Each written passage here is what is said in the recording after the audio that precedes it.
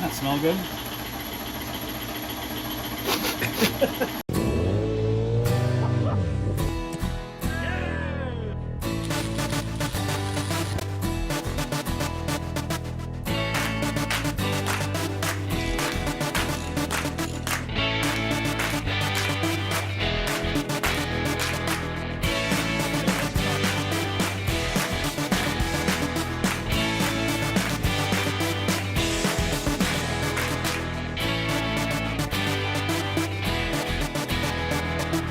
In Canada because a boot.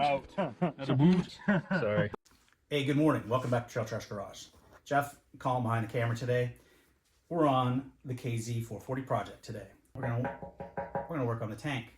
So where we left off with the tank is we cut all the bad metal out and we put in new metal, and unfortunately I got pinholes everywhere. So because I'm either a shit welder or it's just difficult. I've never, I've welded sheet metal before, but never something that had whole fuel. So I filmed a bunch of it. You will see some of it, but eventually the hammer had to shut off because I was getting frustrated and I ran out of welding wire and then I ran out of welding gas. So I never did get all the pinholes out of it. So what we resorted to is soldering. You just have to go slow. Make sure the metal is super clean. I really got my metal clean. I didn't have any acetone, so I used a combination of Varsol and Brake Clean, and then a lot of flux, and just plain old lead solder. It's from the 80s, as I mentioned in the previous video. And too much heat, and the solder balls up and rolls off. But just enough heat, and the solder will stick. And clean metal, enough heat, the solder sticks to the metal. And you don't need to put the heat right on it. I found that moving the heat off of the part you're trying to stick, just heating the base metal from a distance, is enough to kind of get where it is. Then I hooked up some soapy water and hooked up the air to it, and just a little bit, mind you, because you will deform your tank if you go putting a bunch of PSI in here. So I capped off the top with the original cap and a new seal, which I'd purchased already for it. And we got this tank, I think, airtight, which means it should be fuel tight. We won't know until I get it painted, put fuel in it, and any microscopic pinholes that, for whatever reason, didn't show bubbles with the soapy water, fuel will find its way out. And if it happens, it's going to bubble the paint. So what the plan of attack here is we're going to body fill this and get it looking good, and then we're going to paint it with some trim-clad primer. And then we're going to put fuel in it and then run the bike, try to get this started before the breakdown. And we'll see if it develops any fuel leaks. And if it does, then we'll address them. And obviously I've already got body fill on or whatever, but we won't have the top coat on it. And how I'm going to address it is I'm not going to do any more inside or on the metal. I've got a can of Pour 15 coming from Amazon. I'm not a big fan of these tank liners because they work great while they work, and then when they fail spectacularly. Do you have the example? Yeah. Here's a tank I started to chop up. It's just got way too many big holes in it. But as you can see all the shit in the back of that tank. Yeah, like this. So it's like it just flakes off after a while. Like you can get all up in here. Cut my arm off here. But you can see that it just flakes off after a while. Like it's not a permanent fix. So otherwise, you'd see manufacturers using that as a way to seal their tanks, and they don't. But you can see, you pour it in, and you kind of roll it around, and it kind of bonds to the metal a little bit.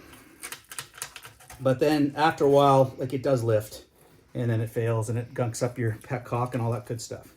So I'm just using this because the top of it's good. It's all blown out at the bottom. So this is just something to come out of the junkyard, and it's the bottom of the tank anyway.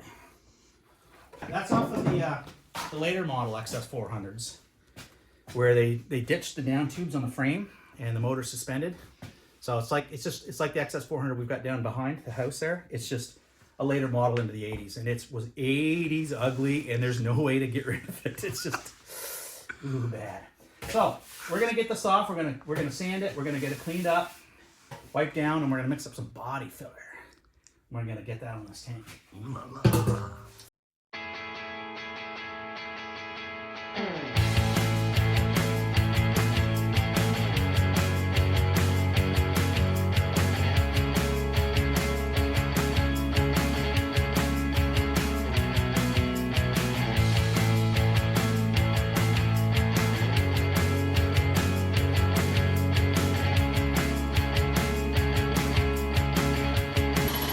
trick to this is, sorry with that thing going in the background, but the trick to this is get it smooth as you can before it sets up, and it gives you less sanding later. So, all right, guys, we got one coat of body fill on here, and there's still some places that need built up. Before we do, I'm going to sand down some of the ridges on here. So we got a 100 grit on the old DA here, and we're going to make some noise. Oh, we're tangled up. And then so I'm just going to knock down the ridges and the stuff, and then we'll mix up another batch and put her down on here. And then I think probably, I don't know if it'll need a third coat or not, but we'll see.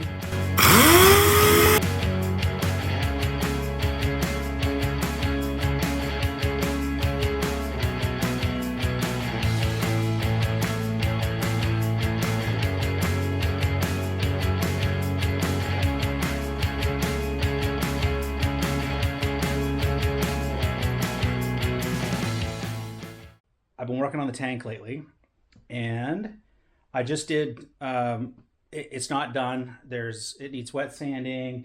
It'll probably need to be buffed back. There's a few spots that might still need another layer of body fill on them. Just a couple of low spots I can see, just a couple of, anyway. The can of paint, I put some primer on, and then I just was testing out a color, but the top of the sprayer's all screwed up, so must have broke when I dropped the can. So some gobs of it came out anyway, so it's needing to be sanded back anyway. But I just want to get a look and see if that color is going to work for what I want it to work for. So it's not quite dry yet. So when it is, it'll go back on the bike. So I'm hesitating to show it to you, but I think we'll just have a quick look at it, and hopefully by the end of this video or by the next video, it'll be dry, and then we'll have it back on the bike, and you can kind of get a better idea of how it goes. So it's kind of a bright color, but it will be muted down with brushed aluminum and a lot of black, probably semi-gloss or flat black or something like that, just on other parts of the bike. So to mute the tank down. Well, let's go have a look at it. And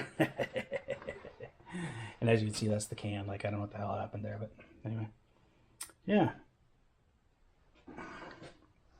So I painted it just black so that so it wouldn't rust. I tend to use the old Tremclad as a primer.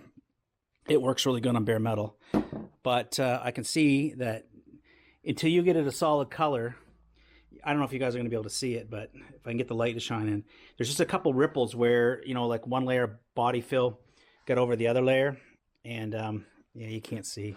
Anyway, and there's also some drops here where this was spraying everywhere. So yeah, so it's going to need to be sanded back. And once I start sanding through the purple, because it's only got 2 coats of purple on there, and they're thin coats. So once I start sanding through, it'll actually act as a guide coat. So once I start seeing the black on the high spots, I'll know where my low spots are.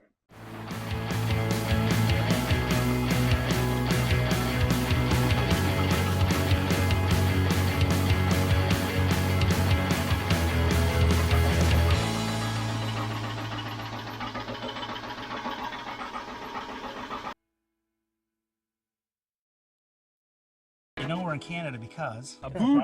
That's a boot. Sorry.